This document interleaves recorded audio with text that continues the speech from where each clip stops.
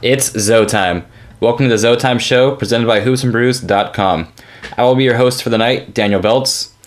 There's some big news for the ZoTime podcast and me personally. We finally got some merchandise available for all of you knuckleheads to basically go ahead and get. So if you fuck with the ZoTime podcast like that, or the ZoTime show, or whatever you want to call us, go ahead and go over to HoopsNBrews.com and visit the merchandise section.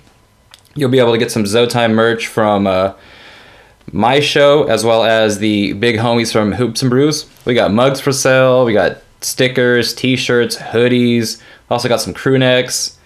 So go ahead and check out some of their merchandise, as well as go ahead and see the new ZoTime merch. It's Lakers colored, like it should be, since this is a Lakers podcast, and it's just pretty cool personally seeing like my shit, like basically like my name, the podcast name. It's pretty damn cool to see, and you know what? Hey, we're getting somewhere, and we're going places. Just kind of like our young Los Angeles Lakers team. It's just pretty freaking neat to see. Go ahead and follow the ZoTime podcast on Twitter, SoundCloud, Apple Podcast, and hit me up with anything Lakers related on the Twitter page. Let me know what you've been seeing on the court that maybe I haven't been seeing. Because lately I've just been seeing improved play from Julius Randle, Kyle Kuzma, and Lonzo Ball. I'm still iffy about Isaiah Thomas, but I know some of you other Laker fans are kind of sold on him being with the team for a couple more years, so I don't know, maybe convince me that way. Just make sure to hit up the Twitter page and just hit me with anything Lakers related.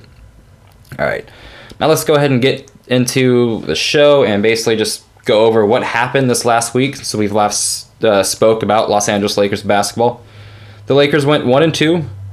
They played three teams that were all above 500 in the playoff race, and I mean, I wanted them to at least go 2-1, but they went 1-2.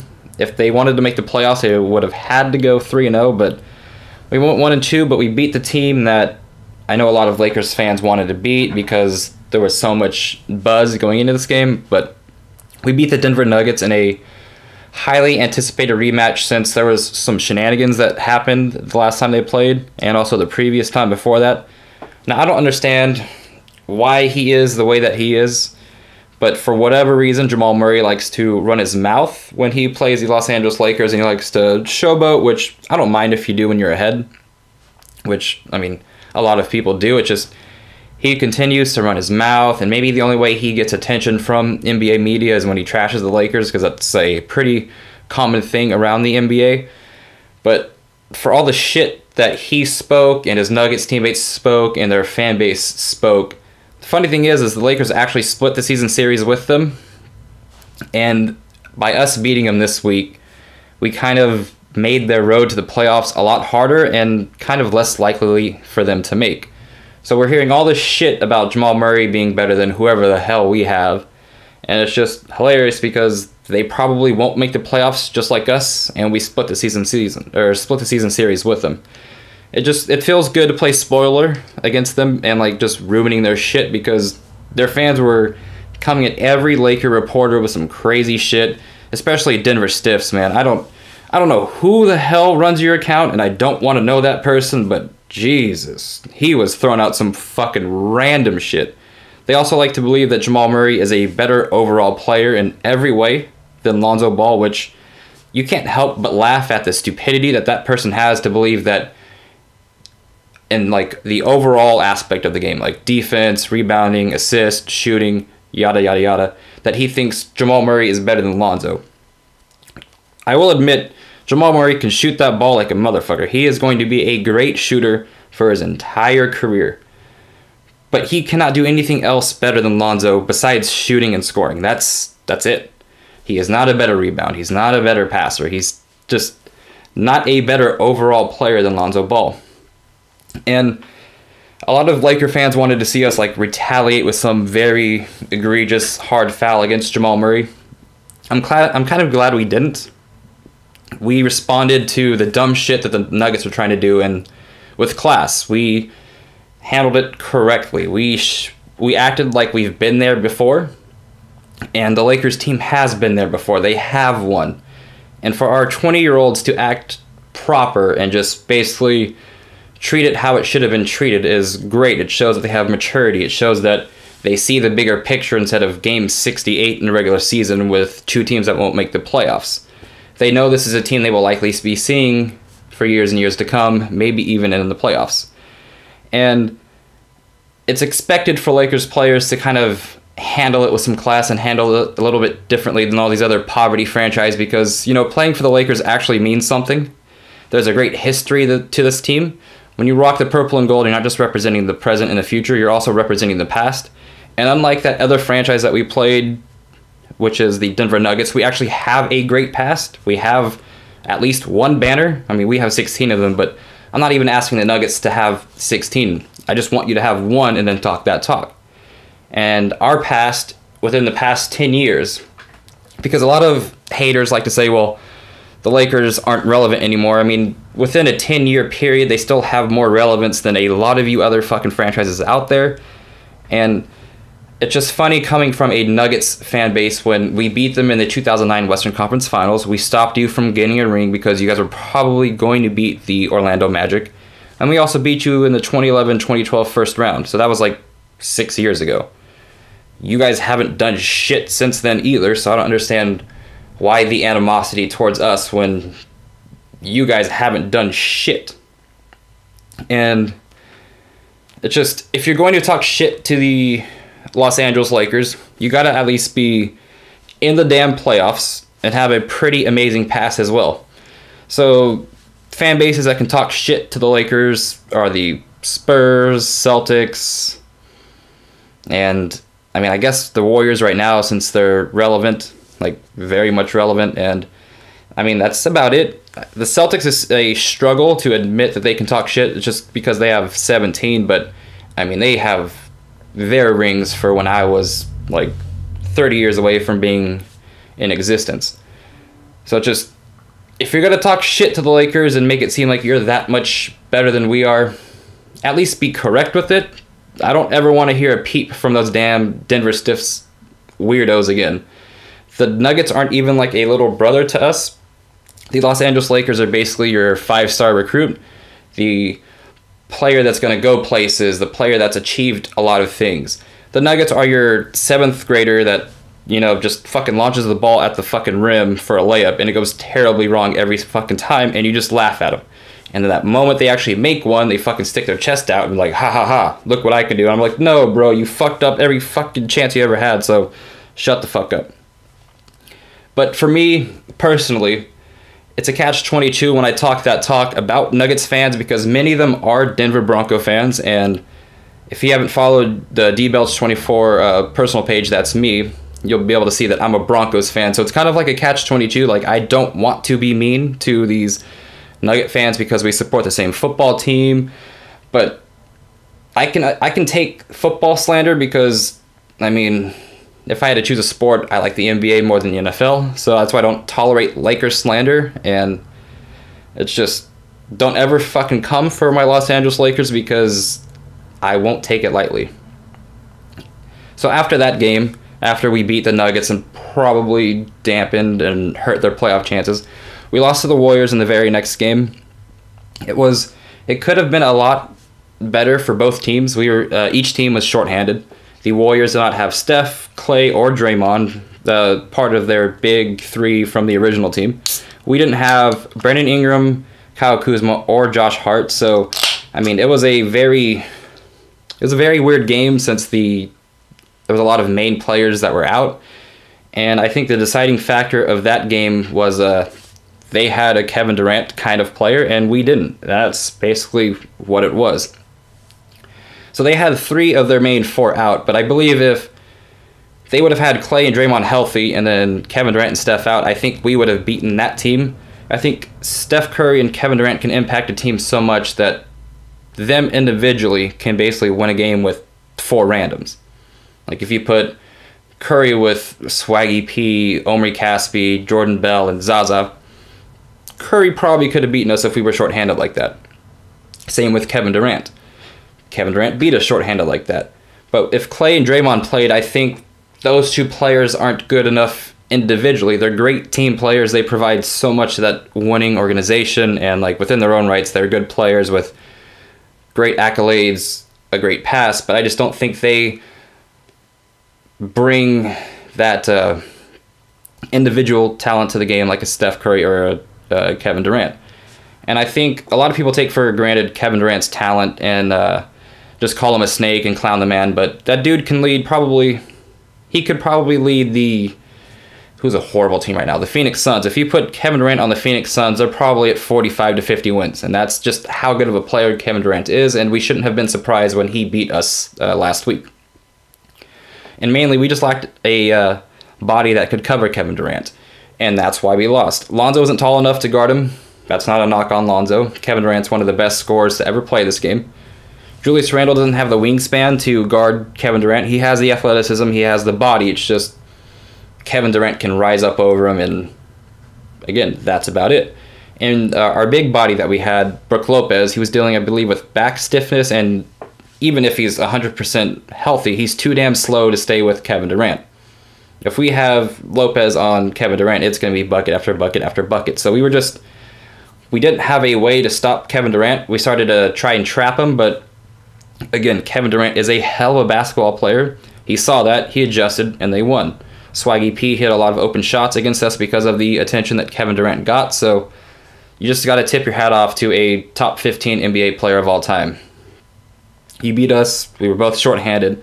The only thing I did have a problem with that night, though, is the ESPN announcers only kept saying, well, the Warriors are shorthanded. I'm like, no, motherfucker, both teams are. I mean, if you're going to say some shit, at least say it 100%. Don't half-ass it. I do like how well the Lakers fought, though, against that team, even with Brandon Ingram, Kyle Kuzma, and Josh Hart, 3 of the rotation players out. I mean, they still played hard. It still came down to a close fourth quarter, and that's all you want to see is improvement. And this last game against the Miami Heat, which ended the 1-2 3-game stretch, I have no idea how the Lakers were even, sorry about that, in that game. We had 20 turnovers. We played so fucking sloppy. A lot of those turnovers were unforced. We were just throwing horrendous passes. It was basically the Jamarcus Russell of passes out there. It was bad. Anyways, I'm drinking on a Bud Light. I'll occasionally sip on it the rest of the way, but seriously, that was a ugly-ass game that we played, and it still came down to the very last shot. We still had a chance to steal a win from a team that's going to be in the playoffs that we had no right winning. That was the ugliest game I've ever seen Isaiah Thomas play. I mean, like, ever. I haven't really followed him that much outside of, I mean, I guess I paid attention to him in Boston, but as a Laker fan, I don't really watch Celtic games. Like, even in the playoffs, I would go do something else instead of watch the fucking Celtics. But the games I would catch for him was when he played for the Sacramento Kings. My younger brother's a King fan, so like I would always watch the games with him, see how Isaiah Thomas played. And even 5 to 6 years ago, I've never seen Isaiah Thomas play that bad. And like lately, he's been playing pretty damn well. He's been kind of leading our second unit, stepping into the starting spot when needed, hitting tough shots, hitting open shots, setting up others, and just against the Cavaliers, he played sensational. He was hustling, he was doing all the right things, he was playing team basketball, but also putting up points and kind of taking it to them. Just against the Miami Heat, I don't know what the fuck happened. Like, it was, for as good as he has been, that was an eye-opener to how ugly it can be within Isaiah Thomas, because I think he played very selfishly during that game. And I think he might have done that because he and Goran Dragic, I believe, has some history together, since they both played for the Suns at the same time. And, I mean, they were all fighting for minutes. They had, I think, Eric Bledsoe, Goran Dragic, and Isaiah Thomas, basically all 3 point guards trying to get minutes. And I just think Isaiah Thomas tried to make it a one-on-one battle, and he obviously lost. Goran Dragic is an all-star. He's had a hell of a year. He's leading the Miami Heat to the playoffs. And personally, for Isaiah Thomas, it was just bad, selfish play. He over-dribbled a fuck ton. Like, you saw it happening. Like, you saw him just try to over-dribble, and he would either lose the ball or somehow find up on the ground and throw up a wild shot. I believe it was like 1 of 9 for that game. And he just had a overall lack of defense that just, I don't know how he played so much minutes that night.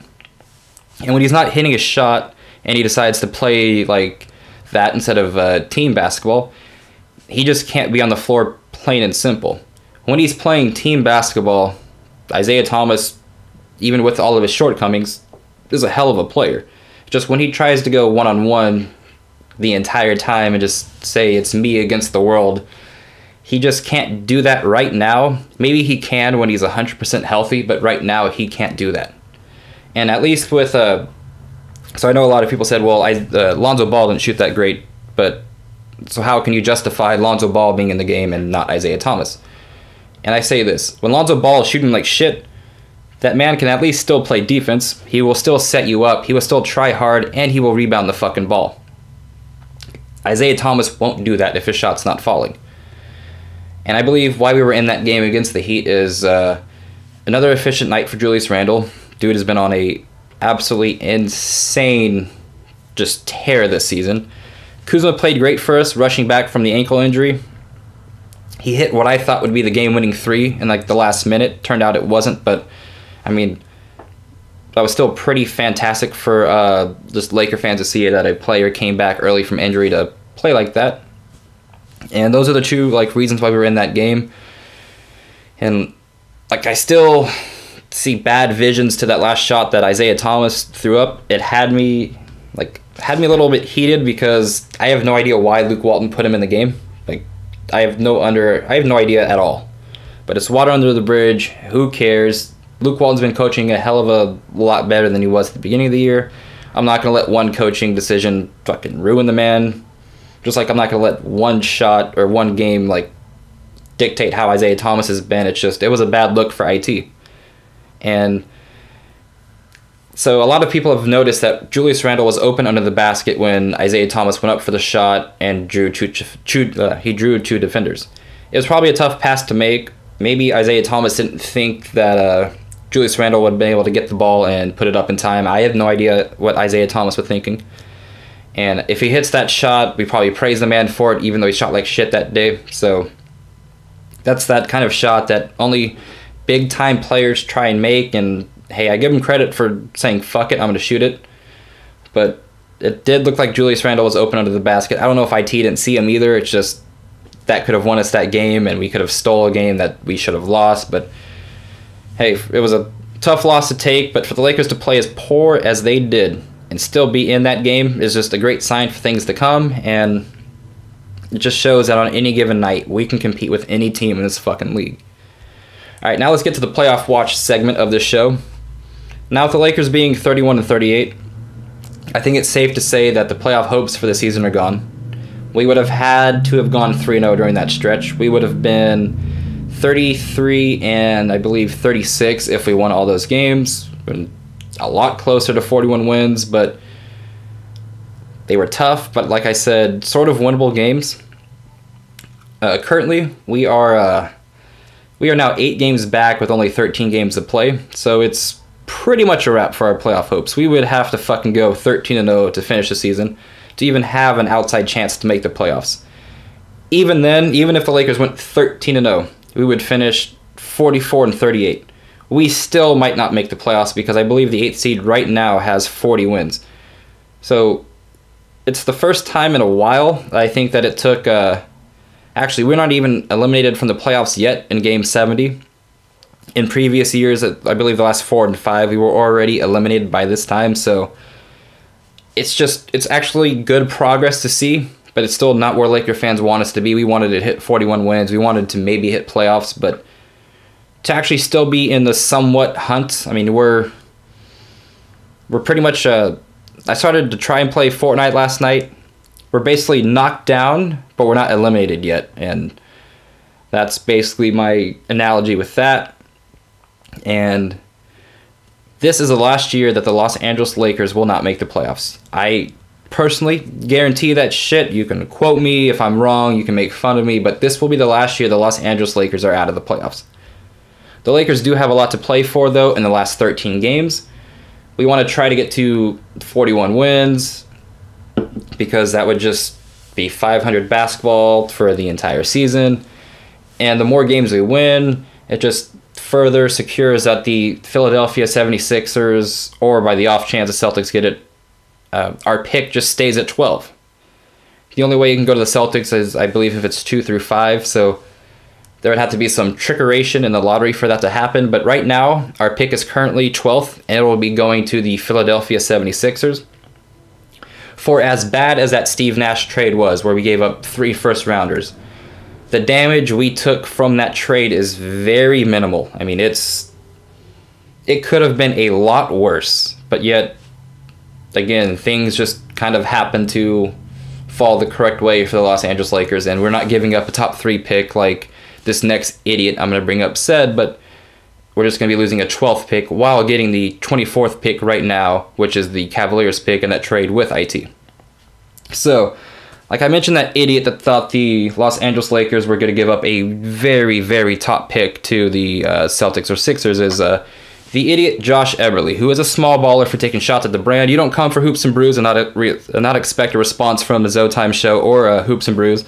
Like I said, this guy predicted the Lakers would be one of the worst teams in the league, and that pick would be in the top 3, and the Lakers would lose so much during this year. So if you're going to come at us, basically, this is for any verified basketball Twitter person out there. Just remember, you have some of the worst fucking takes as well. And it's not that hard to do a quick, simple Twitter search and find them.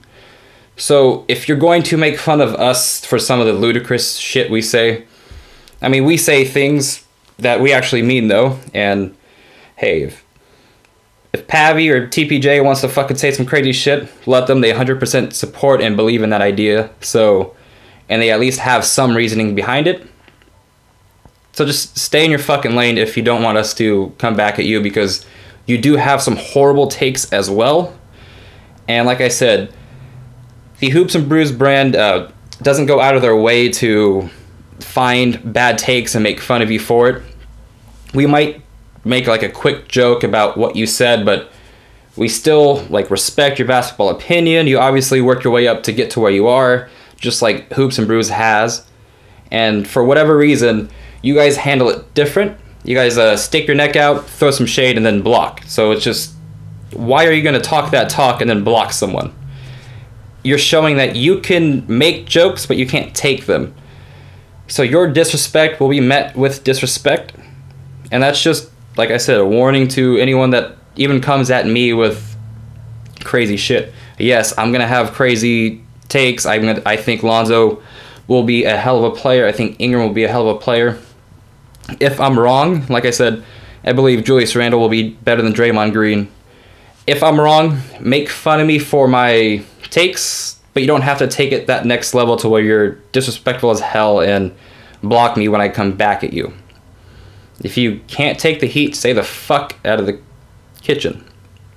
Also, don't forget, for James, Hollis, Josh Eberle, do not forget, Laker fans have receipts of your lame-ass basketball takes regarding a lot of our Los Angeles Lakers young players. Specifically, Brandon Ingram, Lonzo, and Julius Randle. So when the Lakers do become a playoff team, those 3 players play like the player they've shown flashes to be. We will have those receipts ready, and we will come at you with everything we have when it comes to playoff contention. So just keep that in mind when you're throwing stupid shots at other people for no goddamn reason. Anyways, I know I'm coming off hot, and I might say some shit that I might look back at and say, you know what, why the fuck did I say that? But hey, you have horrible takes too, and it's obvious Hoops and Brews and ZoTime are on the way up if you guys notice us. They've put on a hell of a show. They got it onto Dash Radio. They've done a lot of things, and they're on the way up, so just learn to deal with that. All right, let's get back to Lakers basketball and get to topic number 1. And that is Kyle Kuzma and what he has shown now and what he can be in the future. I still do not know how Kyle Kuzma fell to the 27th pick in the draft. I really don't. I try to understand why teams passed on him. Yes, he wasn't a fucking freshman. He wasn't going to be a one-and-done player. He was going to be a bit older, but like, I just don't see how the skills he showed probably in private workouts or just the NBA Combine. I don't know how many NBA scouts and GMs saw this man play and pass on him. Yes, college stats do matter, and yes, he did not have the best of stats during college. But, I mean, college stats is only probably half the battle.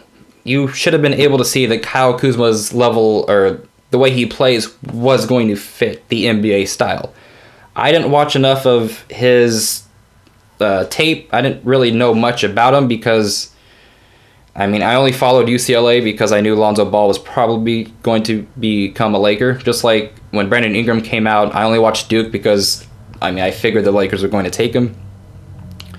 So maybe I'm in that thing as well, to where my eyes weren't open. But, I mean, if you're paid to watch the prospects, you should at least notice, hey, this kid can fucking run the floor and shoot. He can do that in the NBA. And it's just funny because Kyle Kuzma is one of the best rookies in this class, and it's just hilarious to see who was taking over him. And we'll go over that right now. TJ Leaf, who I love because he played at UCLA, was taking over him, and if you redrafted, there's no way in hell. Tyler Lydon, Terrence Ferguson, DJ Wilson, Justin Patton were all taking over him, which is laughable. And this next player I'm going to talk about that was taken over Kyle Kuzma is kind of funny, but also kind of sad. So the Portland Trailblazers took Caleb Swanigan. And I mean, it's funny because Kuzma's better than Swanigan in the NBA. But it's sad because, I mean, the Blazers are a fantastic fucking team this year. They're the 3rd seed in the West, and they look scary. Just imagine that team with Dame, with Lillard, having Kyle Kuzma, who can also get his own basket, instead of Caleb freaking Swanigan. I mean, that team would be pretty damn scary in the playoffs, because all 3 of those players individually can get hot on any single given night. So to have that much scoring power and then fill in who else you want to fill in with that starting 5, I mean, that would have been a scary 3-man rotation. And I mean, I'm just glad that none of you guys took Kyle Kuzma and let him fall to 27. So like I've said earlier, Kyle Kuzma's game is translated so well to how today's NBA is played, and you can see the small improvements that Kuzma has already made to his game this season. Defensively, he left a lot to be desired at the beginning of the year. It wasn't pretty. He was getting scored on pretty regularly. He was also looking very not engaged on the defensive side of the ball, and he was also looking very lazy. Now it seems he plays as hard as he does on the offensive side of the ball as he does on defense, and that's all you can ask for. We can't ask you to become this great NBA defender in one season, or hell, during half of the season. All we want to see is effort. We want to see you rotating over during switches and just not being lost on defense. We also want you to be able to help your defender or help your teammate when he gets beat by his man. And that's what Kuzma's been trying to do. He's been rotating over, he's been helping, he's been contesting shots at the rim from a player that wasn't his, and that's all you could ask for. People will make shots regardless. You could play the greatest of defense and a person can still score on you. But you just want to see Kyle Kuzma at least out there putting a hand up or closing out or just doing anything to bother the shot, and that's what he's been doing. But you're not going to be judging Kyle Kuzma off of what he can do defensively, because offensively, this is where the man's game is. And he's got a ton of moves and skills and just various things that he can throw at you. And he's only fucking 22 years old. This is his first season in the NBA. On the season, he's averaging 15.4 points, 6.2 rebounds, while having more assists than turnovers and shooting 36.8% from 3.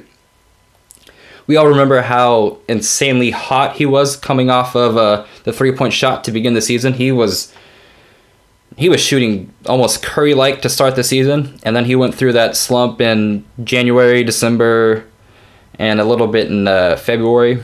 But now it seems like he's kind of getting over that rookie wall. He's shooting 45.5% behind the arc in his past 4 games. And you can just see him getting over that horrible slump and kind of like finding his game again and just having the confidence that he showed in the beginning of the season. Kyle Kuzma is a stretch 4 in today's NBA, and he's basically the mold. He can also fill in at the 3 spot if needed because he's athletic enough and quick enough to compete with the small forward position, except for a Kevin Durant kind of player, because that's a 1 in a million right there. But the position he's best at, and that's power forward, is doing that, and he's a stretch guy, meaning he can space the floor from 3 and finish around the rim. Kuzma has a lot of craftiness in his low post game, making him more than just a stretch 4 though, so he could work at any not any position, but at any spot on the floor on the offensive side. You can put him down low, he can get you a basket. You can ask him to spot up for 3, he can get you a basket. So just these added variables to his offensive game is what makes him so damn good, and I'm surprised a rookie has that sort of skills. And it's not like he was this he wasn't featured at Utah as much as he should have been. He had some talent that he played with, like Jakob Poeltl, and there's one other Utah guy that he played with that was drafted in the first round, and I'm forgetting who it was. So it's not like Kyle Kuzma was always featured in this offense and put up insane stats or this insane usage rate. He had to play within the offense, and it was just cool to see him do that. He's also able to throw running hooks up around the rim with either hand, and they go in. They're not wild shots. It's almost Kareem-like, almost Magic Johnson-like, and it's cool to see a player to be able to do that and be able to be efficient at it, because it's such a hard shot to do. If he can master that, he's going to be a problem for the rest of the league. Like I said, when you throw him the ball down low, he doesn't look lost. He actually has the most points per post-up possession. That's anytime you get the ball in the post and you post up. Shout out to Andrew D. Bailey for this stat. And that's pretty freaking awesome for Kyle Kuzma, a rookie, to be able to have the most points per post-up possession in the entire NBA. It's not just out of rookies. It's not just out of NBA or Laker players. It's out of the entire NBA. So not only can he be efficient as hell down low, he's a great pick and pop guy, and he can be for the future as well. I do wish we ran more of those sets with Lonzo and Kuzma, because I do think that's an added thing for both of their game, because that would make the defenses adjust so much. And I believe Kyle Kuzma will always be able to play in this league and get a lot of minutes, because he can do one thing and one thing very well. He can shoot, and he can put the ball in the basket. Where many Laker fans like myself, and I believe Luke Walton can agree on this, what we see in Kuzma, like where he needs to basically get better at, is setting up others. We need to see him get more assists. We need to see him not take that crazy 3 that he's throwing up because he can't get like a easier shot. We just need to see him pass out of that and just set up another teammate. We go to him so much for him to be like our scoring option. We rely so much for him just to do like scoring wise. It's easy to understand why he has low assist totals. We're not passing him the ball to pass it. We're passing him to shoot it. But like I said, if he's able to just increase his his assist totals by at least just average 1 or 2 more assists per game, that's all I would like to see. I'm not asking Kyle Kuzma to go out there and be Lonzo Ball. I just would like to see him currently go from 1.8 assists per game to about 3 or 4 and just call that a success, because we already have other players that can pass the ball. I just want to be able to see you set up an open teammate for an easy basket 3 to 4 times a game. And I believe that will do wonders for our team's future. One of the best things about Kyle Kuzma right now, and it's an old saying, but it's your best ability is availability. And Kyle Kuzma, I believe, is almost leading the team in percentage of games played. He's only missed 2 this season, and it's kind of weird, but both of the games that he missed were both against the Golden State Warriors. And for him being 22 years old, it kind of makes sense, because even though 22 years is considered very young, on our team that's not that young, because we do have Zubac, who's like 20, Ingram, who's 20, Lonzo, who's 20, and it's just he's played the probably most amount of games because he's 22 years old, because his body is just a bit more used to the basketball grind. It's a bit stronger, kind of more developed, and it's just easier to play through lingering pain instead of like a Ingram or Lonzo, their body is still growing. They're still getting stronger. They're still learning how to get used to that grind.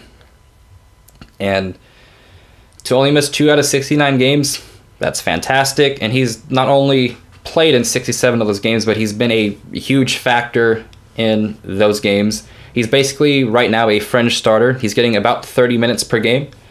It just shows that the coaching staff has a lot of trust and hope in this young Mamba going forward. They give him the minutes to basically improve his game right now and just show what he can do. If I had to make an NBA comparison for what I believe Kyle Kuzma is right now, like projecting what if I looked at a player that played 10 plus years in the league, I would say he reminds me a lot of Antoine Jamison, who played for the Lakers for, I believe, about a year. Just in the fact that with his ability to shoot and sort of in the funky way that each player does it, score around the rim. Antoine Jamison had these just weird shots he would throw up around the rim, but they would go in. And Kyle Kuzma throws in those running hooks, which I wouldn't say is funky, but it's just not normal, but they go in. So, hey, however you can put the ball in the basket, just do it. Jamison wasn't the greatest of defenders either. Neither is Kuzma, which is why I see resemblance between them.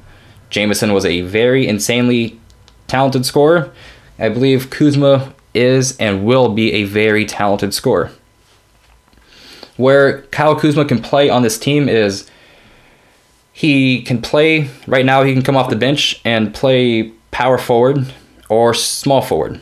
And when we finish the game, we can put Julius Randle at center and then play Kyle Kuzma at power forward. And when Brandon Ingram gets healthy, we can put Ingram at small forward. So that will be your front court right there.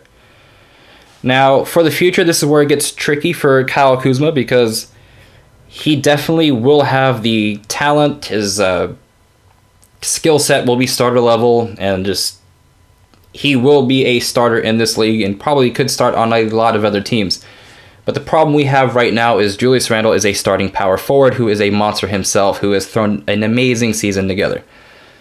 And I think there is a way we could start both of them together, and that's if we fully commit to the small ball style of play, which would have Randle start at center and Kuzma start at the power forward position. We need them both to continue their upward trend of improved defense. We also can get away with playing both of them, who are not 7 foot and don't have the biggest of the wingspans, is because we do have Brandon Ingram, who has incredible length at the small forward position. And once Ingram continued to add muscle and improve defensively, that starting front court scenario is going to be very obtainable because they can get away with it because of the size, because of Randle's strength, to be able to basically play defense on your stronger 4s or 5s, or Ingram's length to bother a 4 or 5 down low, and as well as Kyle Kuzma giving you some minutes at that position as well. And it's very clear what system we are copying.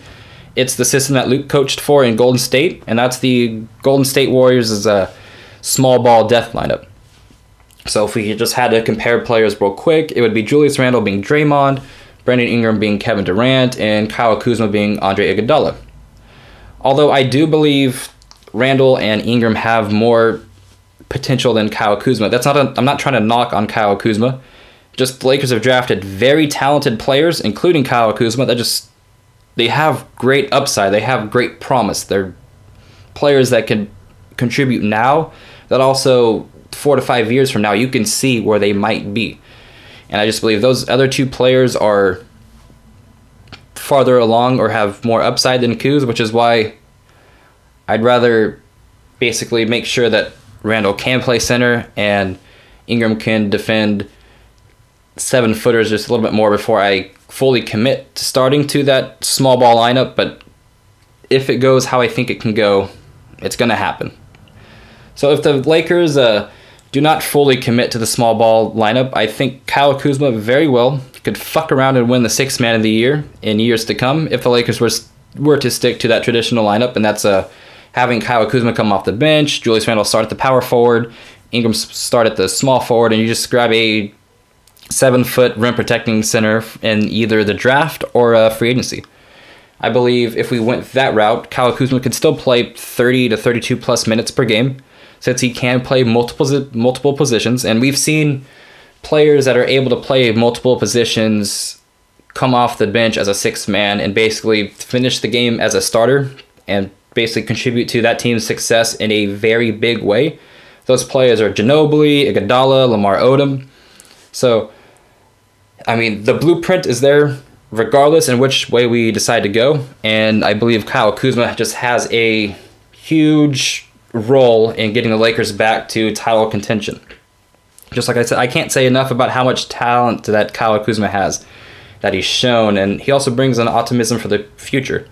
He loves the spotlight, he's able to produce now, and he's very charismatic. He has a great relationship with, I believe, every single player on the team. He jokes around with Lonzo, Ingram the entire fucking time, and it's hella funny to see on Instagram. If you haven't followed him on Instagram yet, go do it. You'll basically get like a post a day of him clowning either Lonzo or Ingram. So I'm going to throw some quick stats out that I got from Shahan LA. The only rookie in NBA history with currently at least 1,000 points, 400 rebounds, and made 133s that season is Kyle fucking Kuzma. That's insane. And I think Kyle Kuzma is one of the best draft steals of all time, because there should have been no reason this man went 27. I believe NBA scouts should be fired for letting that man fall that fucking drastically. Also, bringing you back to the Los Angeles Lakers, he's only one of 4 players to get 1,000 points and 400 rebounds in his rookie season. That list is Magic Johnson, Elgin Baylor, and Jerry West. So, you know what? Shout out to Kuzma for fucking hooping as a Laker in his rookie season. And just, we're going to rely on him so much to win games in the future, and it's going to be fucking great when in the playoffs you hear Kuz after he fucking hits a fucking big shot in the fourth quarter.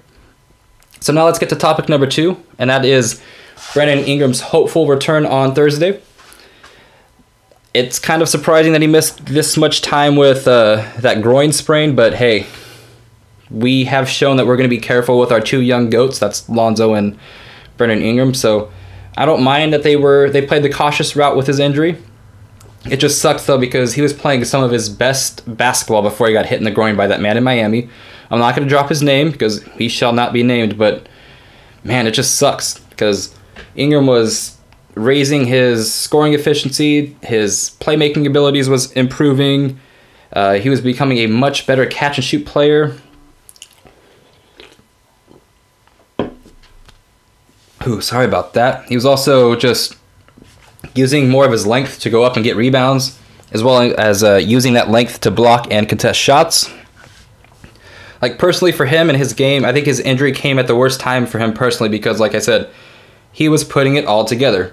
He was starting to see the things that he needed to be more productive at, and he was doing it. I'm hoping this 9-game absence that he had doesn't affect his progress going forward, because he came a long way since last season. And I believe that during this 2017-18 campaign, he kind of closed the gap talent-wise between Ben Simmons and himself for as being the most talented player drafted in the 2016, because those are the number 1 and 2 picks, and I believe Ingram this season is still behind Ben Simmons, but he narrowed that gap a lot this season. Although it does seem it does seem pretty crazy to say that because of how well Ben Simmons has actually played this season, but I believe Ingram in his own right held his own compared to his 2016 draft mate. So it does seem that Brandon Ingram has kind of came away with something during this injury absence, because it seems to be that his confidence level has grown. With regards to the second Miami Heat game we played, he said in an interview that he would have shot that potential game winner over the Heat instead of IT, which is dope to hear, because you want your young guns not being afraid of the moment, and he's not. I mean, already this season, Brandon Ingram's already hit some big shots, and it's going to be basically a good sign going forward, because he's going to be hitting very clutch shots in the future. He had that game-winning shot against the Philadelphia 76ers, the shot that was set up by Lonzo Ball. He also had the game-tying shot against, I believe it was the Golden State Warriors. And during this entire season, he's shown that in the fourth quarter, he's able to basically kind of play ISO ball and get you a bucket in the fourth quarter when the defense tightens up and the game is like a one possession game with every basket basically being so damn important. Since he'll be out for the Indiana Pacers game tonight, it is likely that he will be returning on Thursday. So I just want to see him finish strong in the last 12 games. Because that's just what... Because we only do have 12 games to finish the season. For him personally, I want him to make the people that called him a bust after last year just continue to look like idiots and just be the leader that he was before he got hurt and just lead us to as many W's as he can. It's clear the Los Angeles Lakers missed their starting small forward. He averaged 16.2 points, 5.4 rebounds, and 3.9 assists per game, so that's a huge scoring chunk that we miss, while shooting 47% from the field and 38% from threes. That's pretty damn good numbers-wise. It's a pretty good jump up from his first year to his second year, and our future is bright with Brandon Ingram as our starting small forward for years to come. I want to see him play his entire career in LA, and I believe if that happens, he will go down as one of the greats. And let's get to our next topic. This is no longer the curious case. This is the solved case of Julius Randle because it's closed shut. The mystery is gone. Keep Julius Randle in fucking LA. Pay him whatever. Since January 1st, basically when he joined the starting unit, he is among some elite category. This is a true shooting percentage stat, so shout out to, I believe it was Andy Bailey for coming up with this stat. For the players that have a usage rate of 25% or higher, since January 1st, only Curry, Durant, and Dame have a higher true shooting percentage than Julius Randle. That's elite company to be in, and he's playing very fucking good. So just kind of like a backup stat to show how amazing he has been during that stretch. In his last 10 games, he's averaging 23 points. I'm going to round up from 22.9 to 23. Sue me for that. He has 9.7 rebounds, going to round up to fucking 10. So basically, that's 23 and 10 while getting you 3 assists. That is all-star numbers. He also shot 60% from the field, so he's efficient as fuck. He picked it up defensively during the stretch and just during the season. He's able to cover so much ground on the defensive side that I no longer worry with him being out there on defense. I know he's one of our better defensive players, and like Luke Walton said, he's one of the better defenders in the league.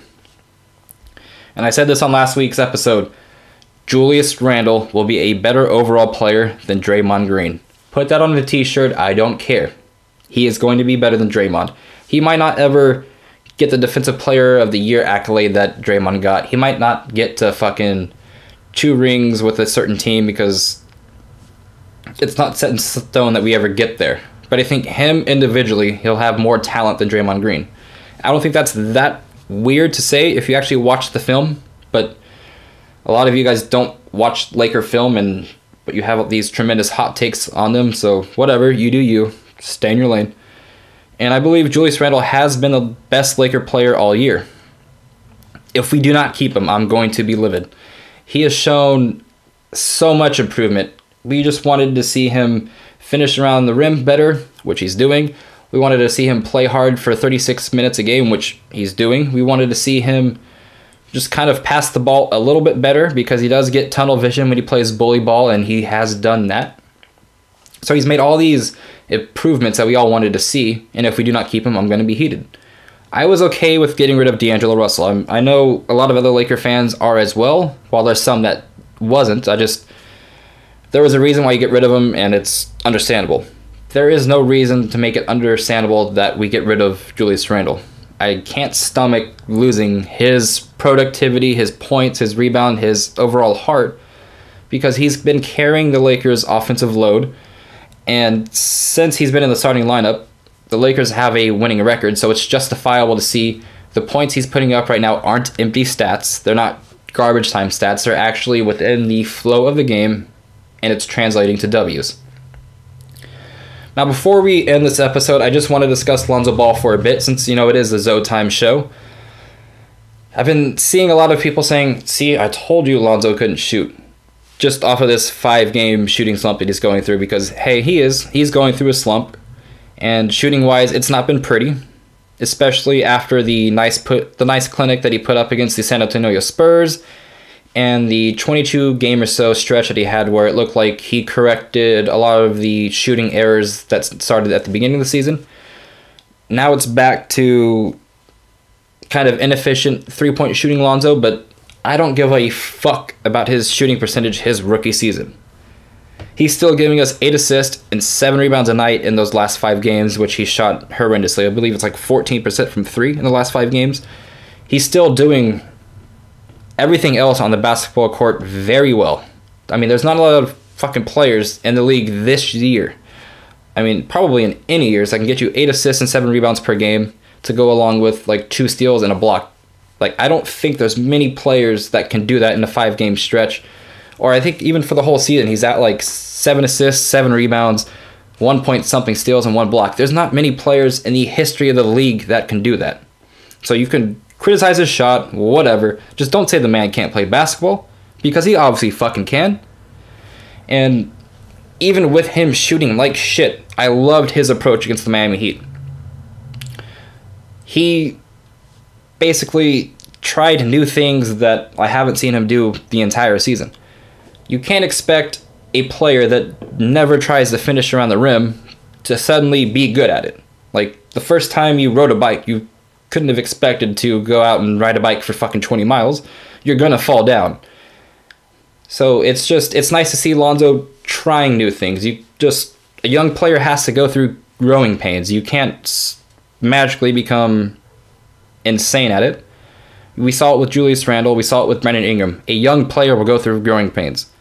How you know they're going to be a star, though, is if they get through it, and I believe Lonzo Ball next season will show that he has basically improved in a lot of ways, because it's evident that he needs to work on a lot offensively this summer. And it all just relates to scoring, because that's all he needs to work on. So for the next 5 summers, if all he's doing is working on his offensive game, you guys better watch out, because every other asset of his game is tremendous. So this season, I want to see him work on his pick and roll dribbling ability and just like decision making with that. And during that pick and roll improvement, I wanted to see him to finish more at the rim, or also develop a mid-range pull-up. I want his free throw percentage to go up, and I just want him to get some consistency with his 3-point shot. I don't need him to change his shot, because there are funky releases within the history of the NBA. I just need to see him not go through these highs and lows and highs and lows. I just want to see him stay at a consistent level. That's it. So just give this kid some fucking time to grow before you judge this kid. The Laker of the week, in my opinion, is Kyle fucking Kuzma, even though he missed a game. That 26-point, 13-rebound game against the Denver Nuggets was fantastic.